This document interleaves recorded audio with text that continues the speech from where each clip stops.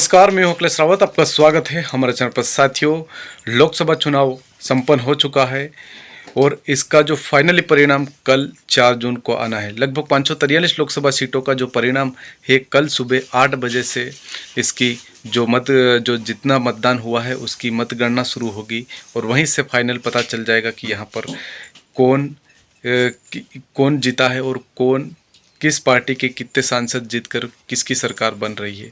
लेकिन राजस्थान की 25 लोकसभा सीटों में से बहुचर्चित लोकसभा सीट बाड़मेर जैसलमेर लोकसभा सीट की बात करी जाए तो यहाँ पर त्रिकोणीय मुकाबला सामने दिख रहा है। लेकिन एग्जिट पोल के आंकड़े देखें तो यहाँ पर निर्दलीय प्रत्याशी जो कि रविंद्र सिंह भाटी जीतते हुए नजर आ रहे हैं।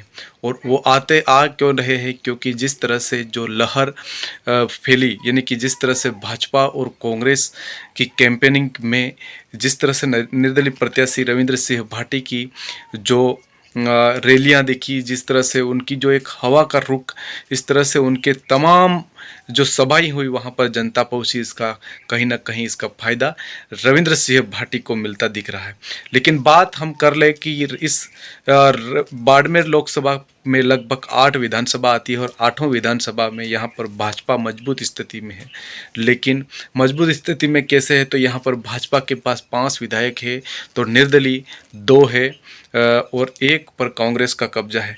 और एक तरफ 2019-2014 लोकसभा चुनाव देखें तो यहाँ पर भारतीय जनता पार्टी ने कब्जा कर रखा है और एक तरफ जो भारतीय जनता पार्टी से जो कैलाश चौधरी यहाँ पर जो चुनाव लड़ रहे हैं वो केंद्रीय मंत्री रहे हैं और इस बार भी जो मंत्री थे और मोदी सरकार के सहायता मंत्री थे।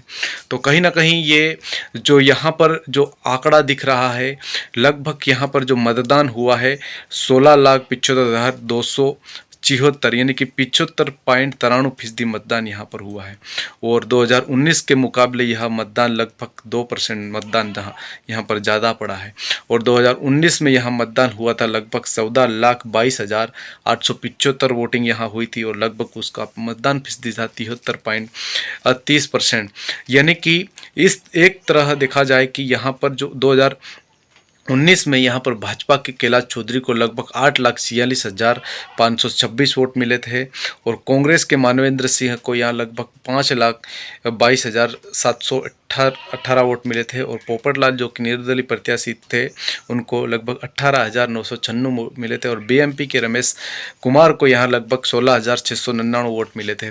लेकिन इस बार मुकाबला तगड़ा है और इस बार वहाँ पर जो समाज का तो जिस तरह से जहाँ बंटवारा दिख रहा है, जैसे कोई जाट के रहा है, कोई राजपूत के रहा है, इस तरह से यहाँ पर जो मुकाबला कहीं ना कहीं यहाँ रविंद्र सिंह भाटी की और ये तमाम जो एग्जिट पोल दिख रहे हैं और यहाँ से रविंद्र सिंह भाटी यहाँ से जीतते हुए नजर आ रहे। पहली बार लगभग 26 से 27 साल के रविंद्र सिंह भाटी ने यहाँ पर चुनाव लड़ा सिव विधानसभा में और पहली बार कई वोटों से यहाँ से जीते और विधानसभा पहुँचे। विधानसभा पहुँचने के बाद इस बार उन्होंने बाड़मेर जैसलमेर लोकसभा में निर्दलीय प्रत्याशी का पर्चा भरा और भरने के बाद में जिस तरह से जो हवा बाड़मेर और जैसलमेर में फैली और जिस तरह से उनकी सभाएं हुई तो कहीं ना कहीं वो जो वहाँ पर प्रधानमंत्री मोदी जी के पहुँचने के बाद भी उनकी सभाओं में लाखों लोग और हजारों लोग पहुंचते थे। तो कहीं ना कहीं इसका फायदा रविंद्र सिंह भाटी को दिख रहा है और एग्जिट पोल में लगभग वह लाखों वोटों से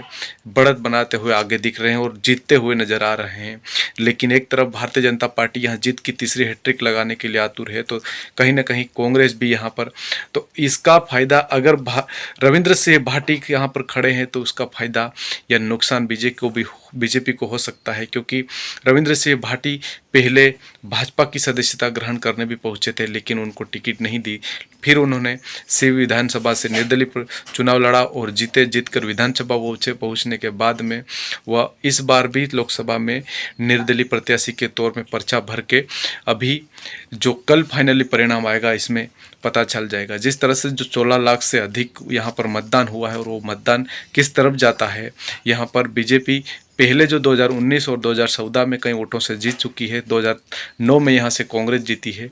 तो कहीं ना कहीं यहाँ पर जो रविंद्र सिंह भाटी और बीजेपी के कैलाश चौधरी के बीच में यहाँ सीधी टक्कर है और कुछ नहीं कह सकते यहाँ से।